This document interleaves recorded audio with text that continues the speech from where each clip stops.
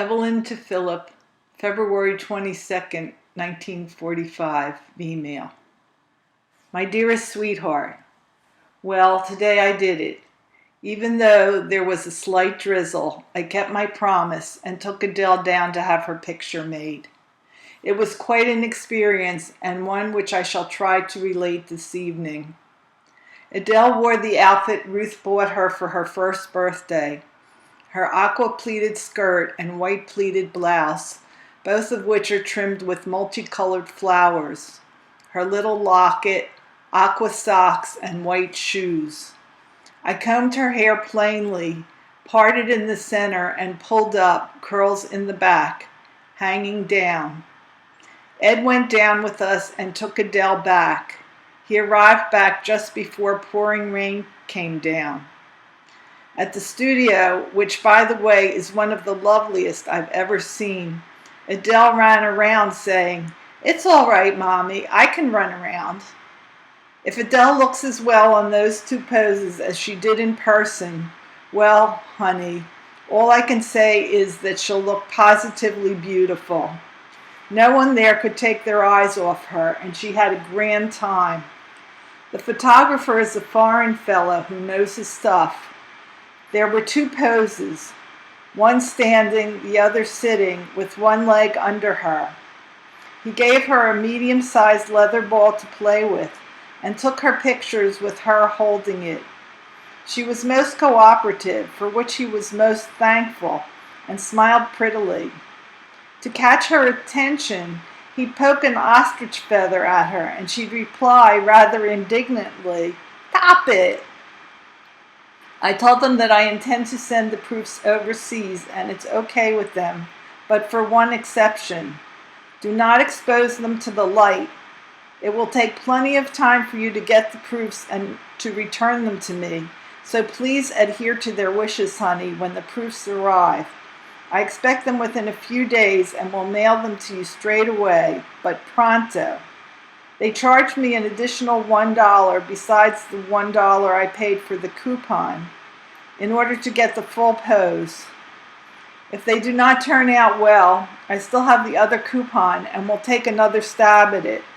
However, I fully expect those pictures to be beauts, and if they aren't, I'll be very disappointed. One more reminder, when you get the proofs, don't waste any time getting them back to me. I'm entitled to an 8x10 colored photo for the coupon, and you may advise what sort of picture you would like. I think Lauriston has very fancy prices, if the studio itself is an indication. It's true, Seymour is at Iwo Jima. In his last letter, he told the folks not to expect any mail from him for some time, and did not say why. A girl from Jack's place gave him a clipping from the bulletin stating that the USS New York is one of the battleships shelling Iwo. I got to work at 12 and was quite busy all day. It just poured all day long and almost all of the snow has disappeared. It does my heart good to see it go, for I'm tired looking at messy snow. I'm going to try to finish Paul's vest this evening and get to bed early for a change. That, dear, just about covers the day. There was no delivery of mail today, and so I'm expecting to receive a few letters tomorrow. There are many overdue letters, and I don't have to tell you how I'd enjoyed getting them. Did you hear about the curfew ordered by the government? All places of amusement must be closed by 12 sharp. They certainly are clamping down. Good night, darling. I adore you. A kiss from your Ev. Philip to Evelyn, 22 February 1945. Dearest Evie, as I begin this, I am contemplating how strange and wonderful is this life. I find myself at present writing in circumstances that give me the odd feeling of reading them out of a book rather than actually experiencing them. When I first decided to avail myself of the opportunity of spending my furlough at a home in Yorkshire, I had a decidedly hazy and confused notion of what to expect. I think it was the unknown quantity about the venture that appealed to me. That and the mysterious romantic implications and suggestions that are induced in me by the mere mention of the Yorkshire moors. When I was little more than a kid, I read a great deal, as you may have heard me tell, and many of the stories I read had the moors as a locale. So you can readily understand, sweet, that my present interest in the locality springs from a childish fascination that the mysterious moors held for me. Most of the stories were mysteries or weird tales.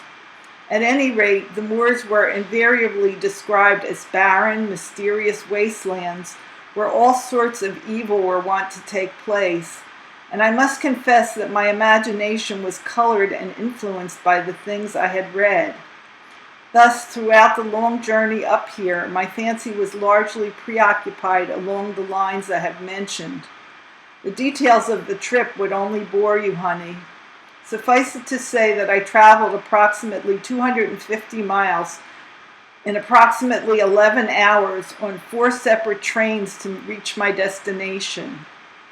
My destination is where the interesting part of my tale begins. My hosts are Dr. and Mrs. Davies, and you would have to see them to believe them, darling. More about them later. Their home, and mine for the next 7 days, is Meadowcroft, which is the largest but coziest home it has ever been my pleasure to visit.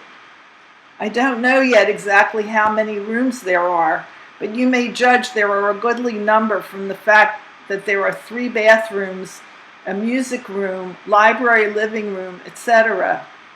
This letter will be nothing if not disjointed, baby, but there is really so much of interest here that I hardly know where to begin.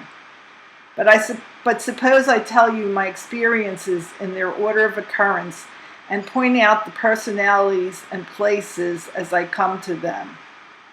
I think the logical place to begin is with my arrival in Middlesbrough. You'll find it on the east coast at the midway point. The journey, as I have said, was a long one, but it wasn't extremely tedious because I spent almost all the time reading John Wilkie Collins' The Moonstone, which is a very easy-to-read mystery novel. Arrived in Middlesbrough, I floated about the station a bit to give Mrs. Davis a chance to put in an appearance, but I had guessed wrong on the time of arrival, which I had told her on the phone when I changed trains at Doncaster, and I wasn't surprised when she didn't show up. There was only one course to pursue then, so I proceeded accordingly. Meadowcroft is in a small village, Eston, a suburb of the rather large steel town of Middlesbrough. By inquiring of a passer-by, I learned that I could get there very handily via bus. A half-hour's ride brought me to Eston, and a boy on the bus volunteered to direct me to Meadowcroft, a scant few minutes' walk from the bus stop. I was greeted at the door by Helen, whose status in the household, from what I have seen, is something between guest, boarder, and servant. For instance, she cleans, cooks, and serves at table, yet takes her place at table with everyone else.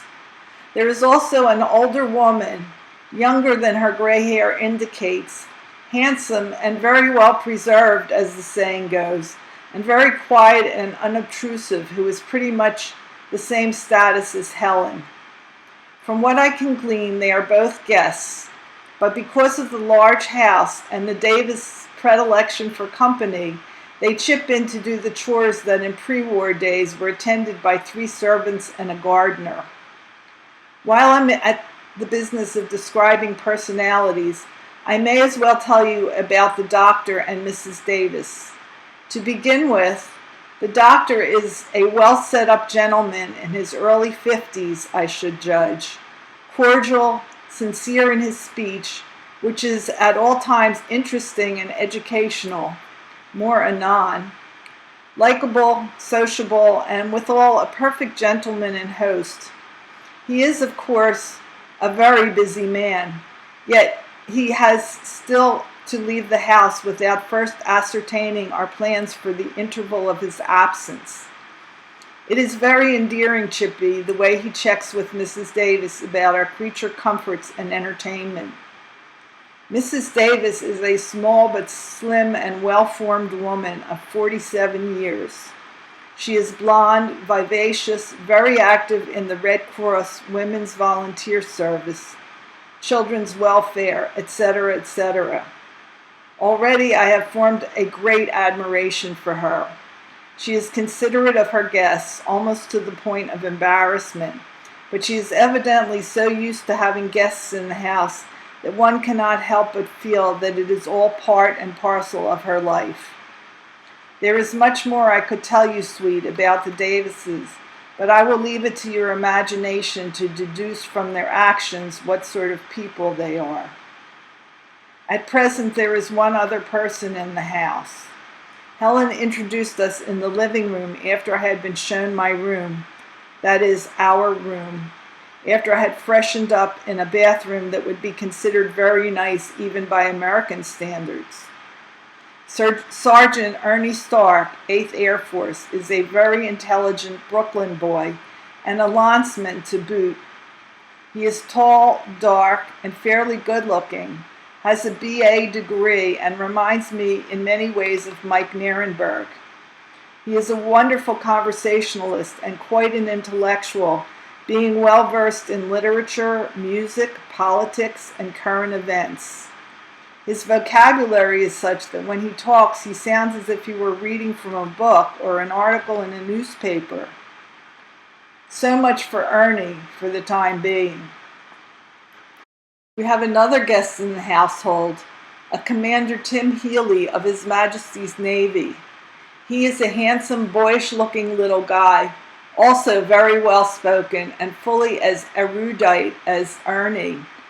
His ship is in for refitting, and he is only around the house for breakfast, after which he returns to his ship, and in the evening for supper and the session about the fireplace, of which you shall hear presently.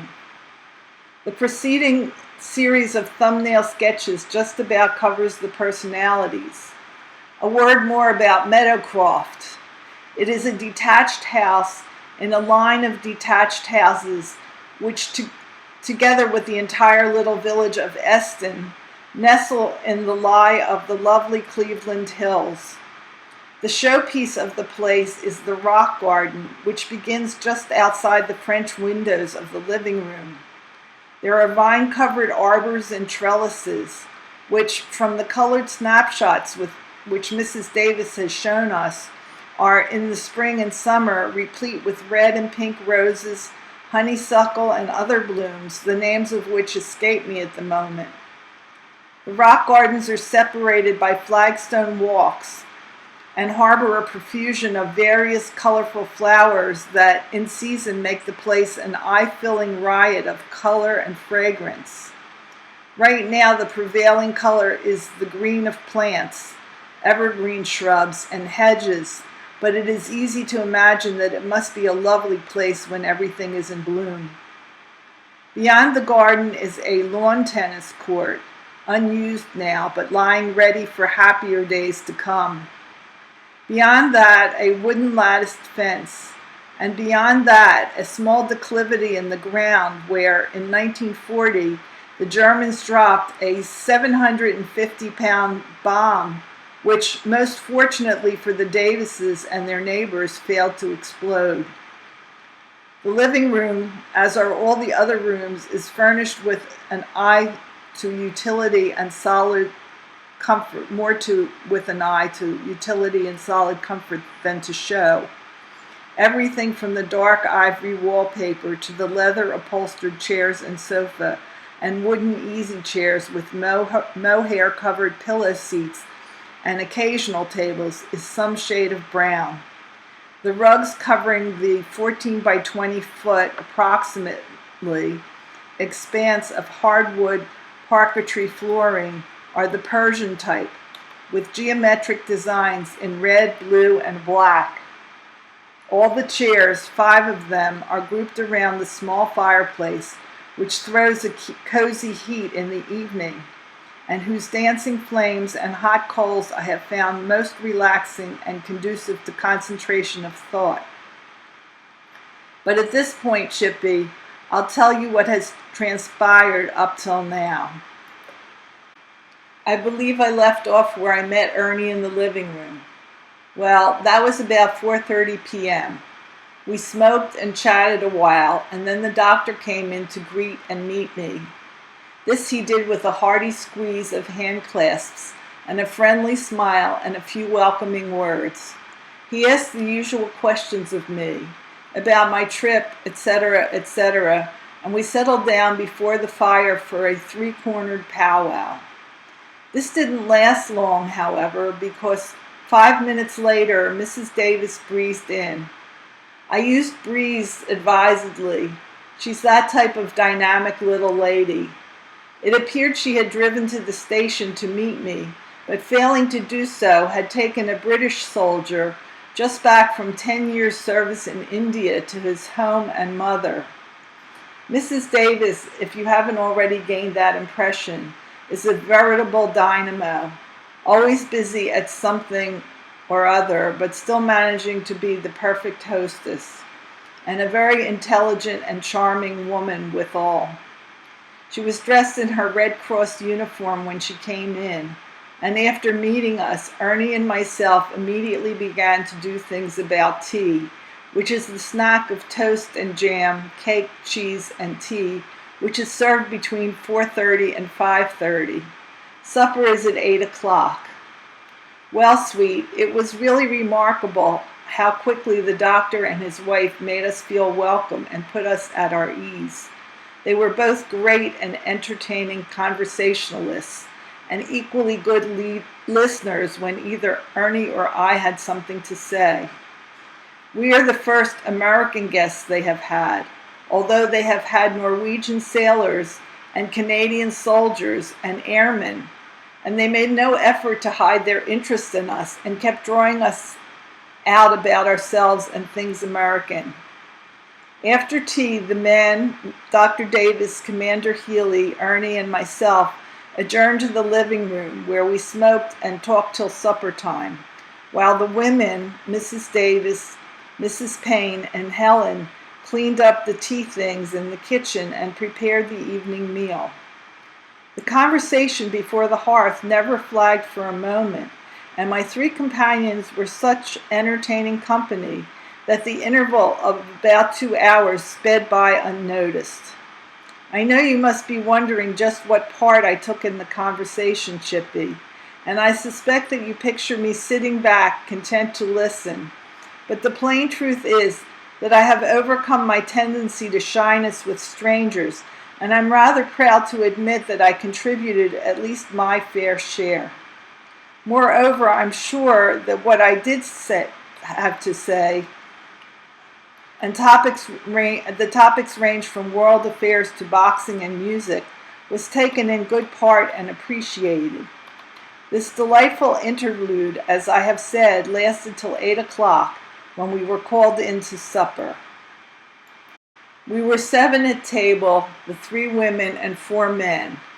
The meal was to my taste, since it consisted of smoked canned ox tongue, relish, French fries, etc., etc., with tea and cheese and a variety of cakes for dessert. Afterwards, we had demi-tasses in the living room, where all the chairs were moved into a semicircle close to the fireplace, and we ensconced ourselves for the remainder of the evening. Just before Mrs. Davis absented herself to help Helen and Mrs. Payne in the kitchen, she brought us, the men, each a large mug of pale ale, which I think is a wonderful custom, since it induces a mellow mood in the partaker and is therefore a stimulus to the imagination necessary to make small talk interesting. The ladies joined us after a bit, and the conversation grew more congenial and spirited as the evening went on. I wish, honey, that I could remember some of the clever and witty things that were said during the course of the evening, but unfortunately so much has happened since that I find myself unable to do so. However, I might say that I did get to know everyone much better as a consequence of the, quote, family circle, unquote, another very civilized and gracious custom of the English, and began to attain a very great admiration and liking for the doctor. I remember that the talk that first evening was largely monopolized by the doctor, and yours very lovingly. We somehow got onto the subject of medicine, anatomy, diagnosis, etc., and perceiving at once that mine host had a fondness for talking shop, I kept prodding him with questions. He didn't need much encouragement, though, as one thing brought up another, and everyone was very much interested in his discourse. The result was that a large part of the evening amounted to a lecture on various phases of medicine and surgery. Thanks to Lil and her state exams, I had very little trouble understanding what he said, and by the same token was able to draw him out intelligently. Between Ernie and myself, I'm sure that the good doctor, his wife, and our other English friends were more than favorably impressed with the intelligence and erudition of their American guests. Mrs. Davis early drew us out on our religion, and be it said to the eternal credit of our hosts, there was no hint of strangeness or embarrassment evidenced when it was established that both Ernie and myself are Jewish. What impressed me most favorably, though, was the total absence of any trace of that air of distasteful condescension which some Gentiles will assume towards those of our race. Never had I more cause to appreciate the advantages of good breeding than in this case, as evidenced by the truly remarkable Davies. The most remarkable thing about it all, though, as far as personalities are concerned, is the similarities of thought and taste and, if you please, character between Dr. Davis and myself. That, at first glance, must sound like conceit on my part, but listen to this. The doctor is very fond of the following: 1. Music. 2. Athletics in general and boxing in particular. 3. Literature. 4. Discussion and argument on any and every subject. 5. His wife. Excuse the order, she should be first. 6. His daughter Judith, ditto, who is almost 17 and away at a girls' boarding school near London. Well, Chippy, what do you say? Did the doctor and I have anything in common, or don't we? Not so remarkable, perhaps, but at least interesting is the fact that except for the athletics and the family angle, Ernie shares our tastes and hobbies. He is unmarried and younger than I, but in some things better versed, and most certainly in all things an easier speaker and a far more interesting one. He is the first fellow near my own age who has been able to induce a feeling of inferiority in this respect in me. I greatly envy him his knack of expression and admire him for it. Perhaps this last has served to explain why we all have gotten along so famously, or perhaps there are more reasons for it. The fact remains, though, that our hosts give every evidence of pleasure in having us, and both Ernie and I are enjoying ourselves immensely. I have neglected, I am reminded, that most important asset, our room, Ernie's and mine. We were and are, in a word, delighted with it. It is large, well and tastefully furnished, with plenty of closet space, spick and span, and possessed of 2 of the most comfortable twin beds in England, or any place for that matter. All in all, darling, both Ernie and I feel so fortunate in our new friends and the accommodations they have made available to us that we can hardly believe it yet. It is literally a dream come true, and we both, fortunately, are fully capable of recognizing and appreciating it as such, which all accounts for my arrival and first evening here at Meadowcroft. Now, Chippy, you are no doubt wondering where I have found the time to write all this. Permit me to enlighten you. Our hosts have been so concerned with our entertainment that they hardly give us time to breathe. As a consequence, I've been forced to write this in fits and snatches, as it were. That is, a little before tea, a little before supper, etc. It is now, as I write, 4:50 p.m., Friday, 23rd February. So there is still all of yesterday and part of today to account for. Well, that first night, after Ernie and I had finished congratulating ourselves and each other on our extremely good fortune, we went to sleep in our nice soft beds, happy as a couple of kids and more at peace with the world than we have either of us been for these many months. Ernie has been overseas almost 16 months. Mrs. Davis, a wonderful woman that she is, let us sleep till almost 10 o'clock in the morning, when she came in to draw the large curtain that extends almost the width of the window side of the room, and to tell us to come to breakfast, which was waiting for us. We made haste to get washed and dressed, and came down to a very creditable breakfast of orange juice, hot oatmeal, toast and butter, and green gage jam and tea. Mrs. Davis and the rest of the household had had their breakfasts, but she sat at table anyway and talked to us while we ate. She then informed us that she and Mrs. Payne were taking us out to lunch in Middlesbrough because it was Helen's afternoon off, and she didn't choose to fuss about preparing lunch herself. We accordingly went upstairs again to shave for the occasion. A little after 12 o'clock, I had managed to write a few more paragraphs in the interim. The four of us piled into Mrs. Davis's small car, and with that good lady at the wheel, proceeded to ride to town. Said good lady is a very inexperienced driver, and she therefore went cautiously and apprehensively, but managed to get us there shortly and safely. There was Hinton's Cafe, which is a lovely restaurant by any standards, but incongruously so in the little community of Middlesbrough. We climbed a flight of stairs to come suddenly into a spotless, modernistically appointed foyer, then through stainless steel and glass doors to the cafe proper. I wished so much that you could have been there to see it, Chippy mine, but since you weren't, I'll do my best to describe it to you. The room was rather large, and the ceiling done in ornamented light green plasterwork that was very high, probably 16 feet. The lower half of the walls was covered by very dark and intricately carved woodwork. The upper half, except for the immense colorful stained glass windows, was done in green and gold rough finish plaster or stucco. The effect, you may well imagine, was at once lovely and exotic.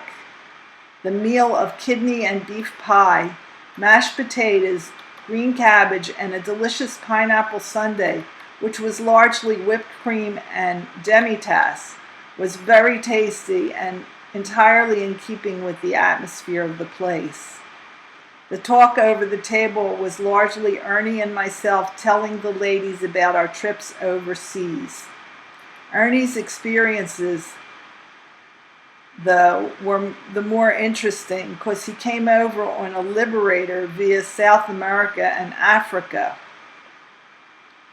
Mrs. Davis left us for a time to greet some of her friends at the cafe.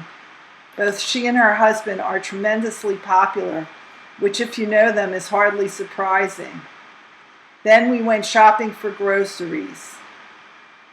I haven't said anything yet about the rationing problem over here, but believe me, Ev, it is a problem. Our English friends have become used to doing with very frugal portions of everything and take their skimpy meals for granted.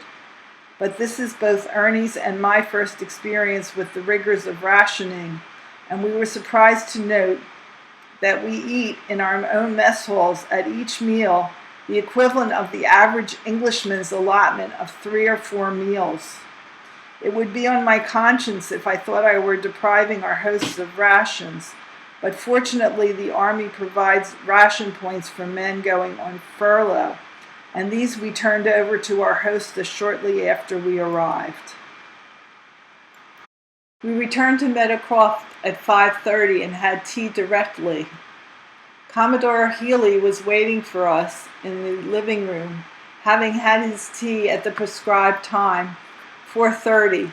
So we had another fireside session till 8 o'clock, when we went into a supper of mushroom omelets, tea, and lemon meringue pie, which the versatile Mrs. Davis had made herself, especially for the edification of her American guests. It looked lovely, so much so that it seemed almost a pity to eat it. It tasted just as good as it looked. What a treat for your something hubby. After supper, the chairs were arranged around the hearth in the living room, just as they had been the night before, and the entire group settled down to another bull session.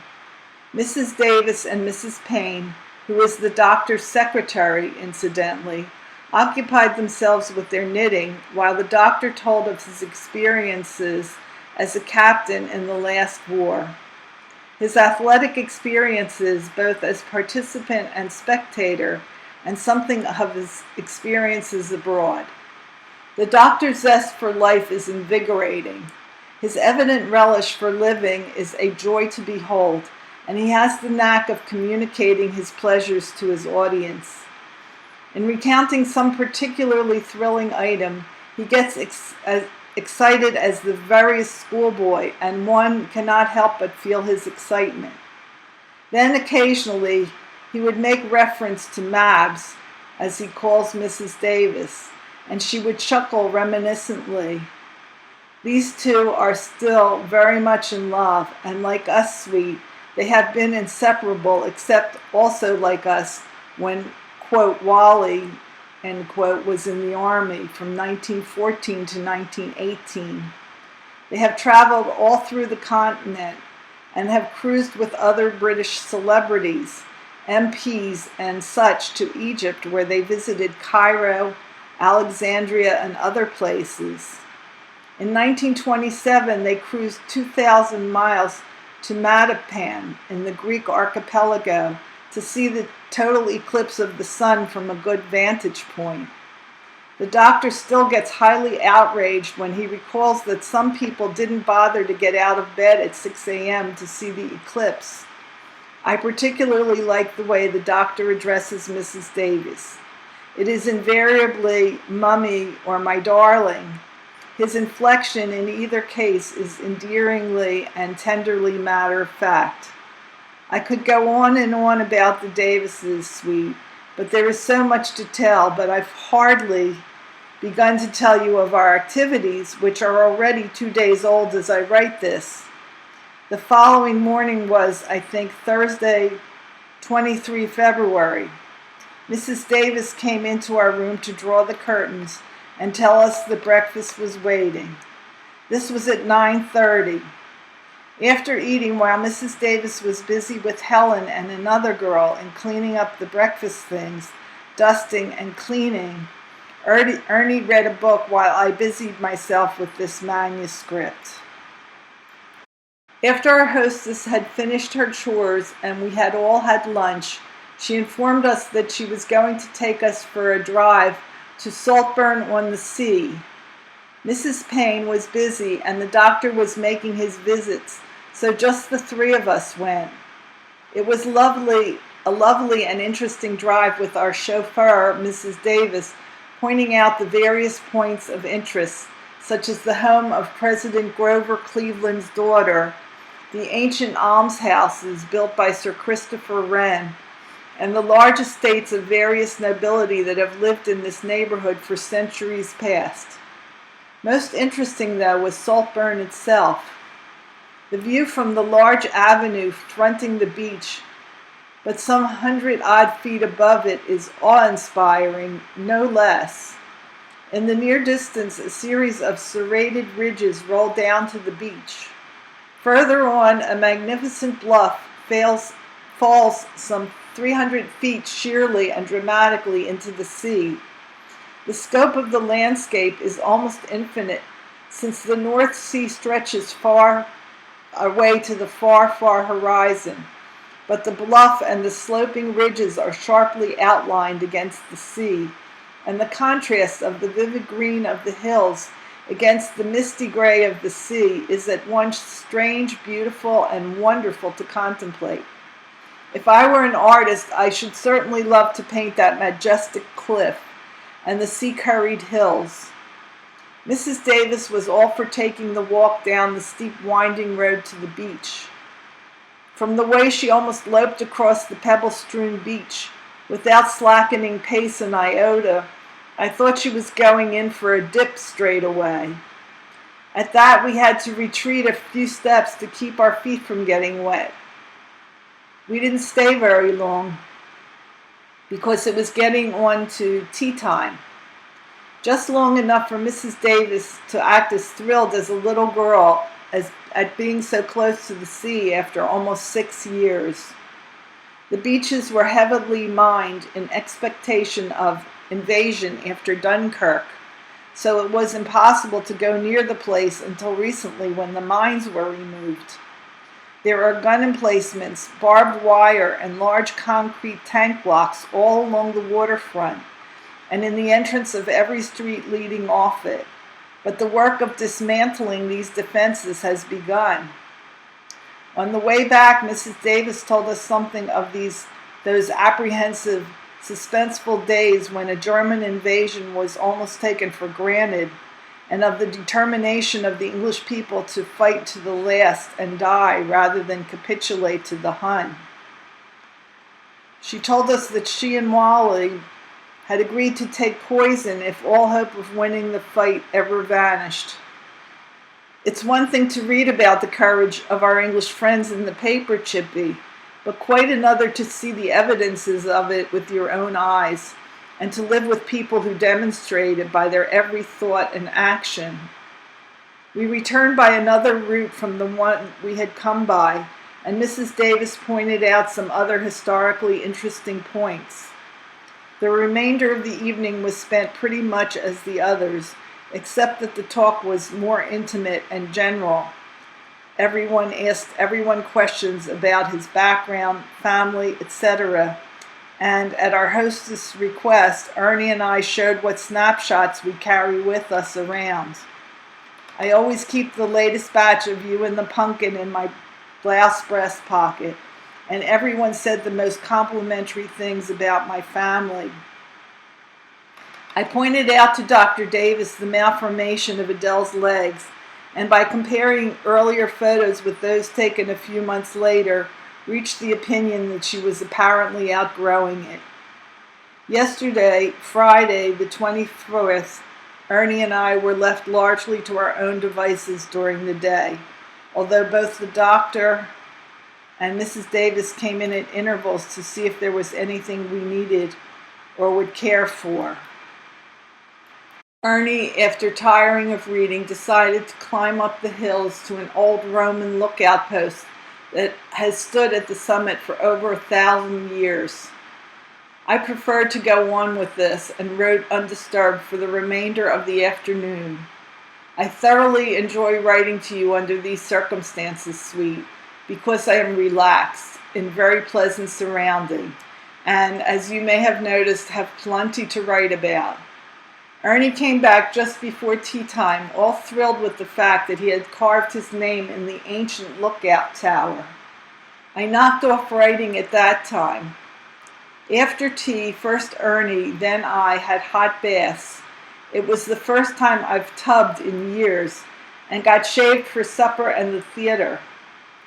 After supper, the 5 of us, including Mrs. Payne, Commodore Healy had left earlier that day, piled into Mrs. Davis' car with the doctor behind the wheel, and rode into Middlesbrough to the theater. It was a very corny sort of variety vaudeville show, according to American standards, but the others enjoyed it, so the evening wasn't wasted.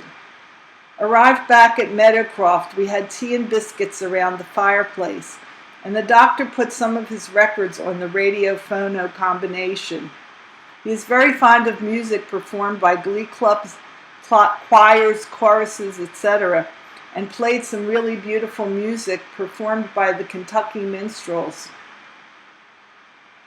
Ernie, who is also partial to that kind of music, simply went into raptures. It was good to see his keen enjoyment. He's been singing and humming the refrains all over the place today, to say nothing of playing one particular record, The Holy City, over and over again. It is very lovely and exciting music, and I'm very fond of it myself. I forgot to mention that I played the complete album, 12 sides of Yehudi Menuhin's recording of the Elgar Violin Concerto, performed with the London Symphony Orchestra, and of course enjoyed it most heartily. There is an album of Tchaikovsky's B minor concerto for piano that I haven't gotten around to playing yet. Today, a lovely, sunny, windy day has been most interesting. This morning we met two new personalities. The first visitor was Bill Vickery, a former captain in the British Army who served in Burma 4 years, then was wounded and invalided out. He has been a civilian for just a year now. Yet with all this background, I'll swear he isn't a day over 25 years of age. He is tall, handsome, charming, and very friendly, the type of young Englishman whom up till now I've always believed existed only in books. We were chatting in front of the fireplace, the three of us, when Mrs. Davis ushered into the room a giant of a man. He must stand at least 6'3" and weigh about 250 pounds. He is gray-haired, but clean-shaven and possessed of an almost boyishly ruddy complexion, with hardly a wrinkle in his face and twinkling blue eyes. We all knew at once, of course, that this was Commodore Bobby Bower, the Member of Parliament for this district and very rich and powerful.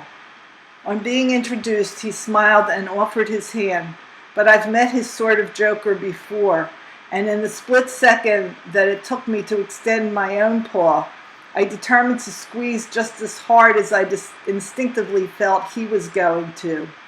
My hunch was right because he did exactly that, and had I not anticipated him, I'd be nursing a bruised hand right now. As it was, noting by my own immediate pressure that I was wise, he grinned sociably at me and dropped my hand.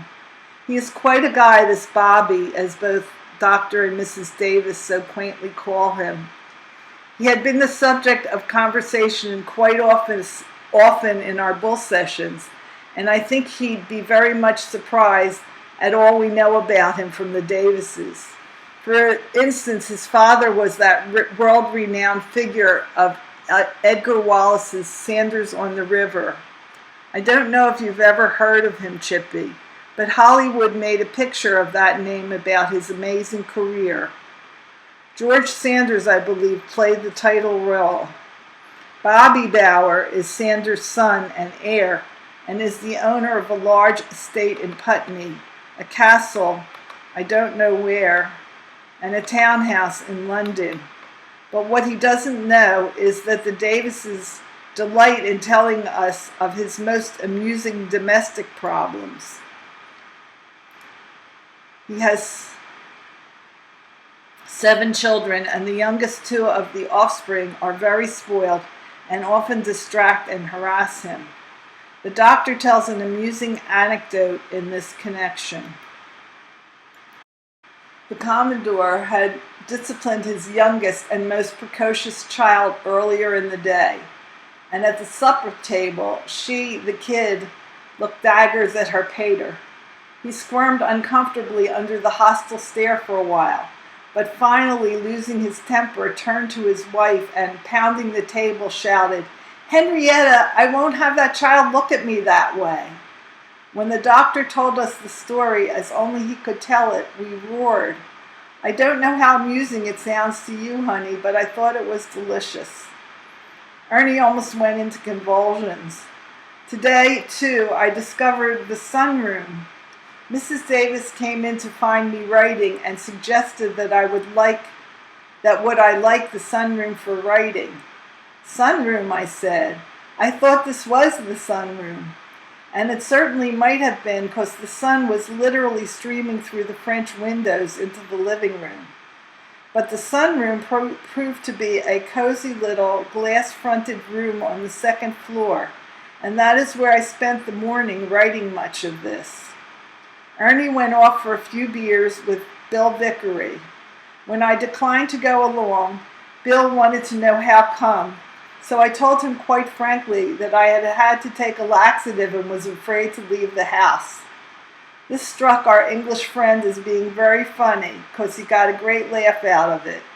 Unfortunately, I'm much too closely involved to be able to share the joke. I passed up lunch because of my present indisposition and continued writing while the others ate. Right now, I am sitting opposite Dr. Davies at the hearth while he is napping. Commodore Bower, Mrs. Davis, Ernie, and Mrs. Payne have gone for a drive on the moors. I had to beg off, most unfortunately, for the reason already set forth. However, I don't doubt I'll get up to see them before my leave expires, which all brings me right up to date for the first time since I commenced this. It is now 4:30 p.m., 24 February, and I'm about to have tea with the doctor. See you later, honey. 11 a.m. Monday, 26 February 45. Hello again, darling. As you can see by the date line, it is almost 2 days since I left off writing. Many wonderful things have transpired in the interim, and I'll continue whence I left you. Shortly after the doctor and I had our tea, with the usual cakes, buns, etc., served by the fireplace from a trolley, all very posh, you know, the rest of the gang came back from their trip to the moors. Ernie said the moors are very impressive, and Mrs. Davis described how they look in the spring when they are just covered with carpets of colorful blooms, such as gorse, bracken, and predominantly heather. Perhaps I'll be able to get up this way in May when the moors are at their loveliest, and I'll be due for another furlough. Supper was a gala affair with 9 at table. There were, in addition to the Davises, the Vickerys, Commodore Bower, Mrs. Payne, Ernie, and myself. Bill Vickery have already met, but his parents are well worth meeting too. Commodore Vickery, a retired Navy officer, was called up for service at the beginning of the war and is still serving. He is in charge of the merchant fleet for this particular section. He is a short, stocky man of 55 or 60. It's very difficult to guess his age because his snowy white hair belies the smooth, round, cherubic face. His sly wit was a welcome addition to the festivities.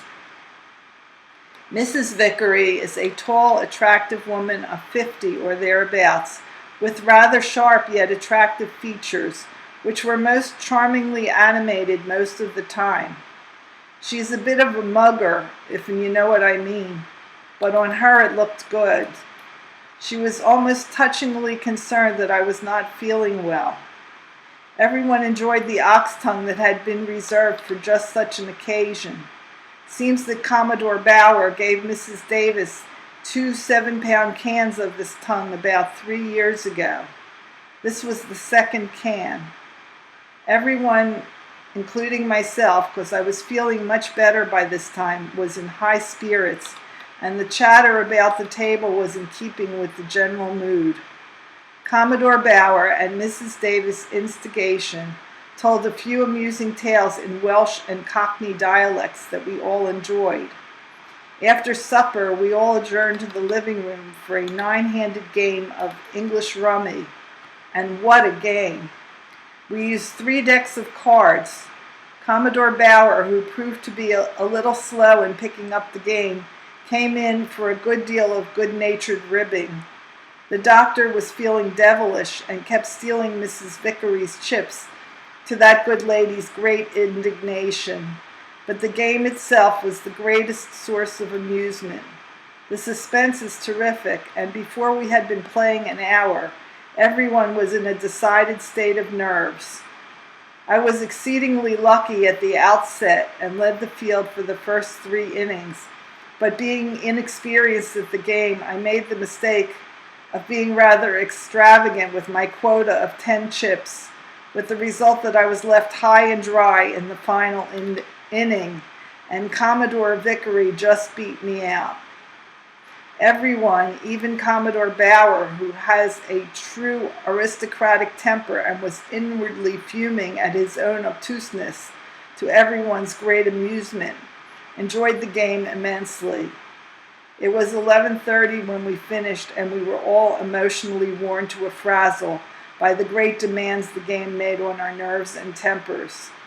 After mugs of light ale all round, the Vickerys took their leave, and the rest of us went to bed. Mrs. Davis woke us at 9:45 yesterday, Sunday morning. After breakfasting, Ernie and I went into the living room to have a go at the radio. We were lucky enough to get the Midlands Light Orchestra playing the habanera from Carmen and the ballet music from Faust. The doctor came breezing in at 12 noon and told us to get ready to go out. Mrs. O'Neill, a great friend of the Davises and Commodore Bauer, had heard of the Davises' American guests and had invited us all to lunch. She is the mistress of Bardencroft in Saltburn, a very athletic little woman of Mrs. Davis's age, a golf champion, and the mother of 2 British officers. She is not a good-looking woman, but very likable for her instant friendliness and vivacity. The Davises, Ernie, and I went in Mrs. Davis's little car and arrived at Bardencroft to find Commodore Bauer already there. Mrs. O'Neill greeted us most cordially and had gin and orange cocktails waiting for us. Bardencroft is a very lovely place, richly and tastefully furnished, but very livable nevertheless. Mrs. O'Neill's servants were having their Sunday holiday, so we stayed only long enough to finish our drinks and proceeded to walk to the Alexander. Zetlin is crossed out here and Alexander written above it, hotel, where Mrs. O'Neill made reservations for her party for lunch.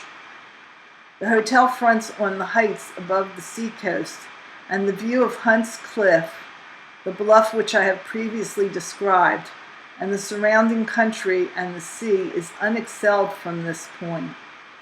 Lunch consisted of a small portion of roast beef, mashed potatoes, green cabbage, Yorkshire pudding, like blintzes without the cheese filling, and stewed fruit in cream sauce for dessert.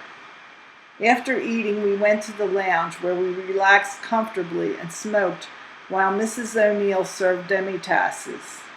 The talk centered around the difficulty our English friends have in keeping themselves presentably clothed. The ration allowance permits each man only 1 new suit each year and only 2 shirts, a few pairs of socks, 1 or 2 ties, and a few hankies.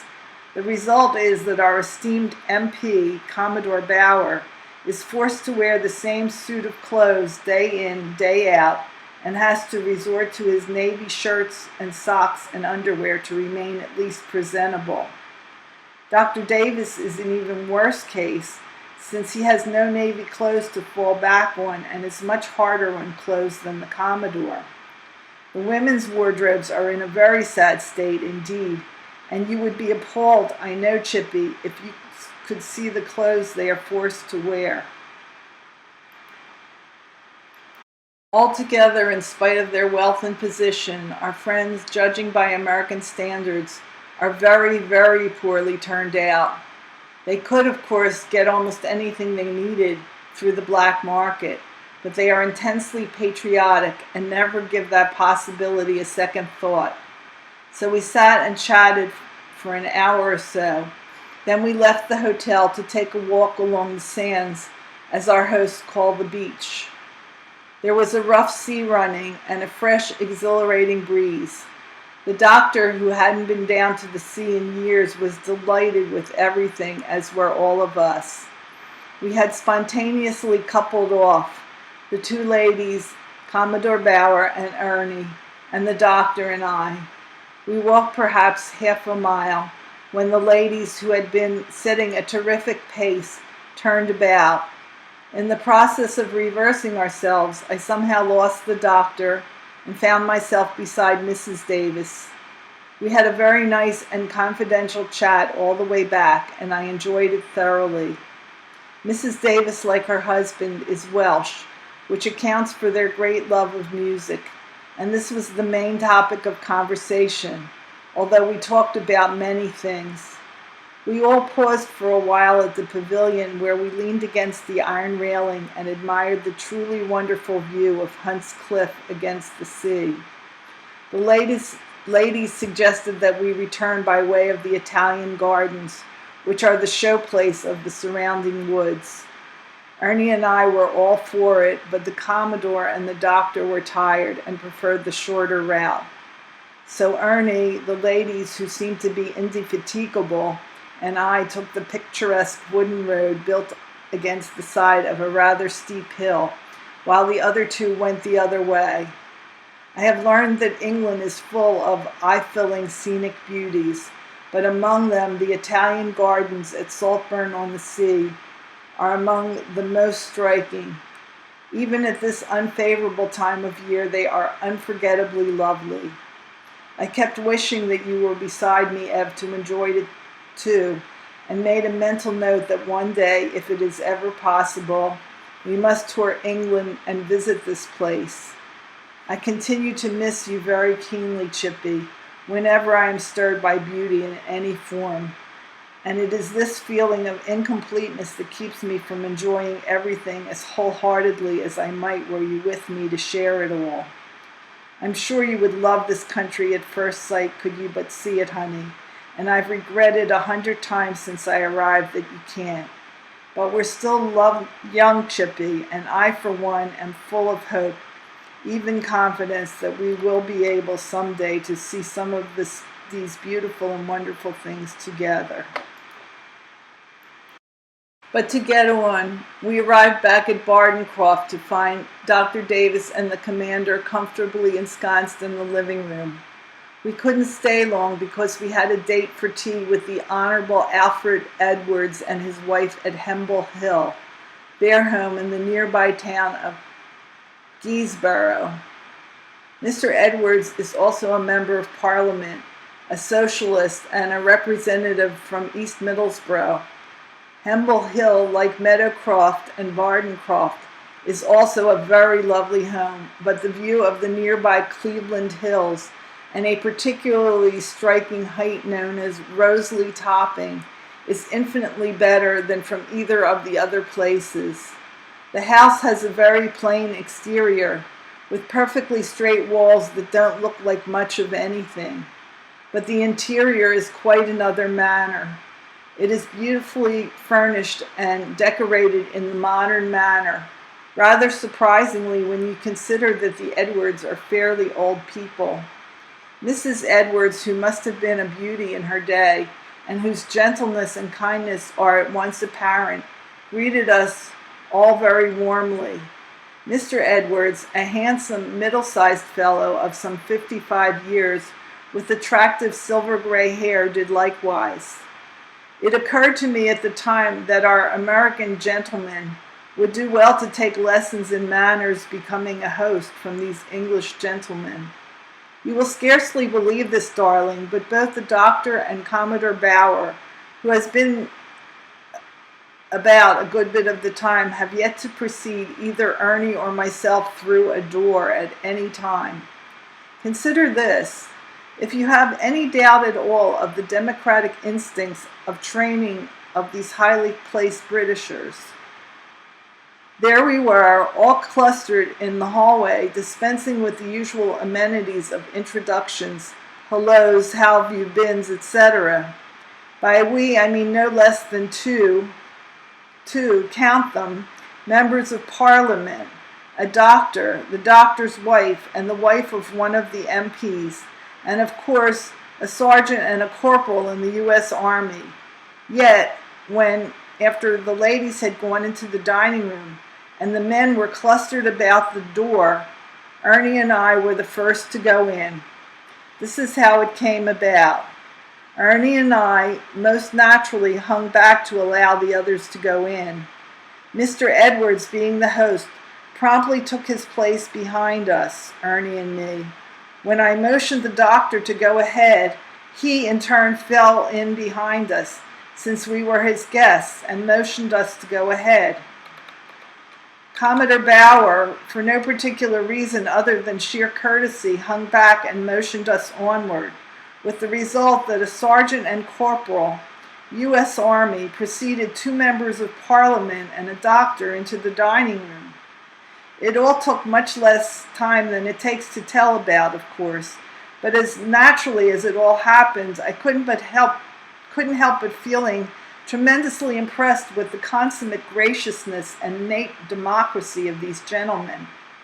Happily, neither Ernie or I had any cause whatever to be apprehensive about intellectual shortcomings as compared with these gentlemen. We were, without thinking about it at all, very sure that we could hold our own with them in that respect. That sounds very much like conceit, I know, but it isn't really, unless you can call self-assurance conceit. However that may be, I do know that at the lavishly laid table, in the talk that ensued, Ernie and I entered quite naturally into the conversation. Naturally, everyone asked us questions about America. I can honestly say that we answered all queries as intelligently and truthfully as we knew how, without any shade of self-consciousness.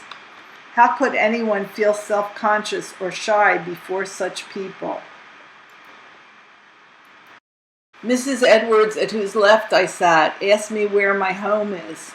When I told her, she exclaimed delightedly, "Oh, Philadelphia, Walnut Street." She was in Philly about 10 years ago and evidently has a great regard for the place. In the ensuing conversation, she confided that Mr. Edwards is going to the States shortly to spend a month there on governmental business. She suggested that I leave my address with her, and she would give it to her husband so that he could call you to say that we had met, etc. I promised I would leave the address before I left, thinking privately at the time that she was only being polite and would promptly forget it. But nothing of the kind. When we had finished our tea, we went into the living room and settled ourselves in very comfortable chairs around the inevitable fireplace.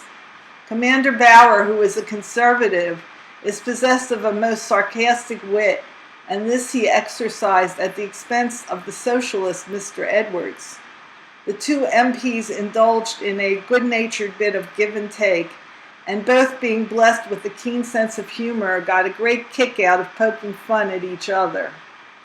Commander Bauer pointed out that a very amusing paradox for the edification of Ernie and myself. "It's a funny thing," he said, "but Alfred here, who is worth all kinds of money and is a typical capitalist, represents the working classes, while I, practically a pauper," with a sly wink at the grinning doctor, "represent the moneyed interests." And so it went for the next 2 hours, everyone in the best of spirits, and enjoying himself immensely. Commander Bauer, who was apparently very close to Mr. Churchill, he refers to him as Winston, told us a few amusing anecdotes about him, imitating his well-known lisp and manner of speaking. All in all, it was a most delightful afternoon.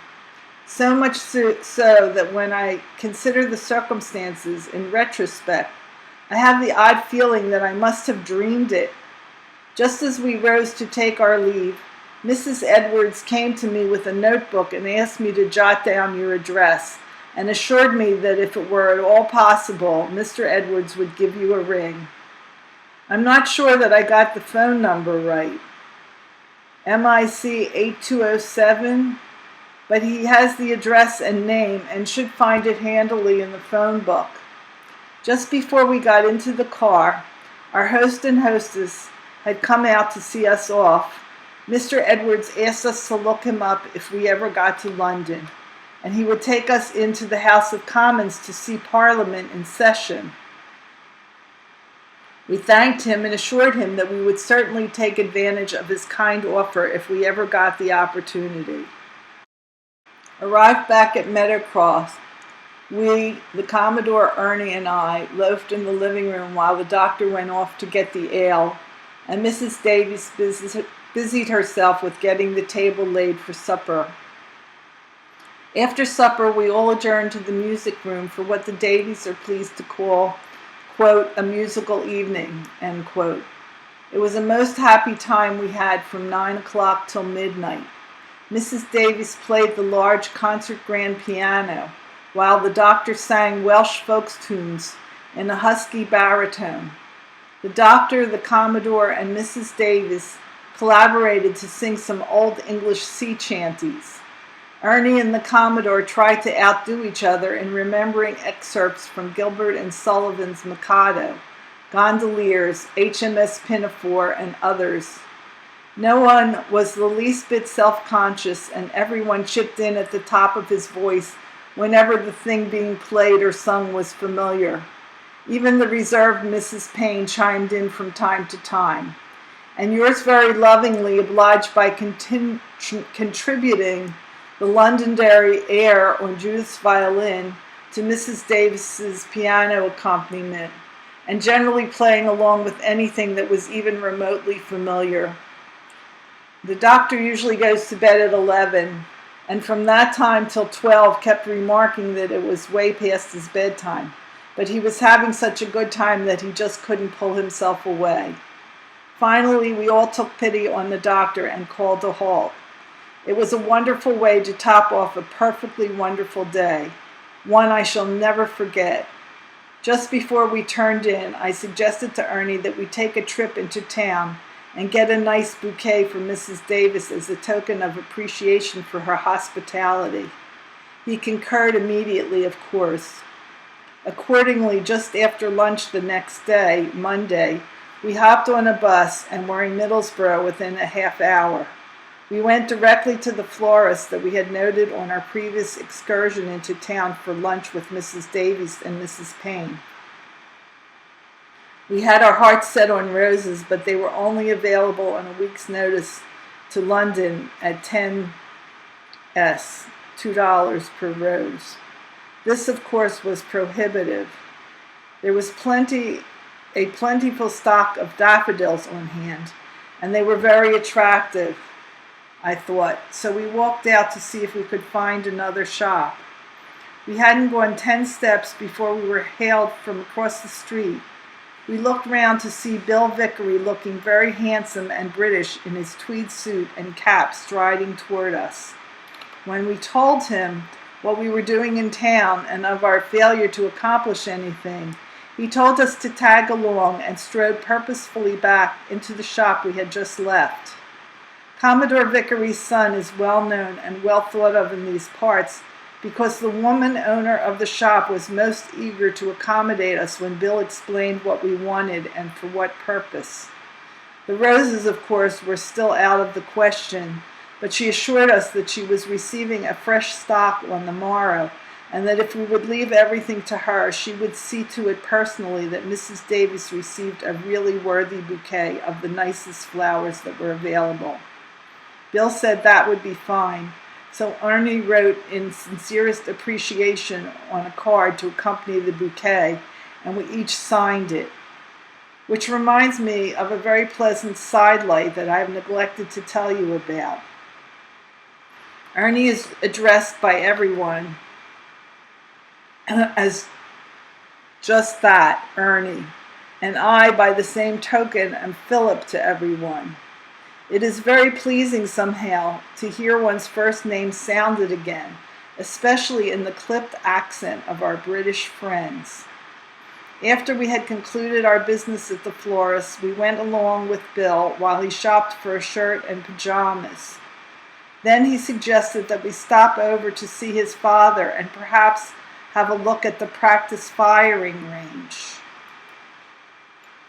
Commodore Vickery wasn't in his office, but his secretary, a Wren officer, corresponding to our own waves, received us and arranged for us to be shown the range and the gunnery training facilities.